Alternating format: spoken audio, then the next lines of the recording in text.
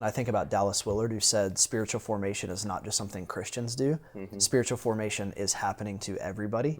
So it could be good spiritual formation or really bad spiritual formation. And it does seem like our world is actively discipling us, evangelizing us in a way of seeing sex and porn and everything that comes with that in a way that's very opposite to Jesus.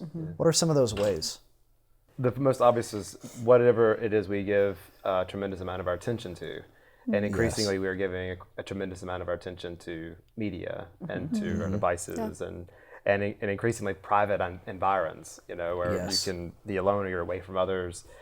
So information and messaging and images can come through much more clearly and more frequently.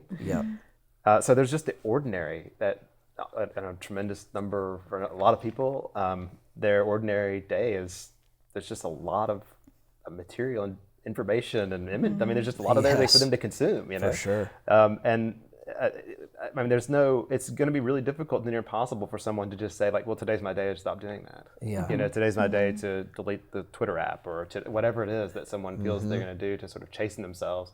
It's going to be really difficult to do that on their own. And increasingly, I think there is, put it slightly differently, there are always going to be pressures, these counterformative pressures, for us to begin to love something we ought not to love, right? To invest our desire in things which will ruin us, and that is just a huge part of the overall cultural messaging, that there are these powers which actually want to destroy, that want to undermine, that want to make us less human, and to turn other people into less than human or try to degrade them. And I think, I don't want to sort of capture all of technology into this, but there's just particular mediums, right, within technology, which are powerfully counterformative and really disruptive to the heart. I think that's just one initial ordinary one, and there's others to add to it, I'm sure. I mean, I think that is permeating down into levels of media that we don't even recognize. It's not just people consuming pornography or direct sex. It's influencer culture of people telling you what's beautiful, what's valuable, what's worth your time, and spaces where you would assume that there's not going to be sexual behavior portrayed. The TV guidelines have changed. The guidelines for movies have changed. All of these small things that sneak into culture.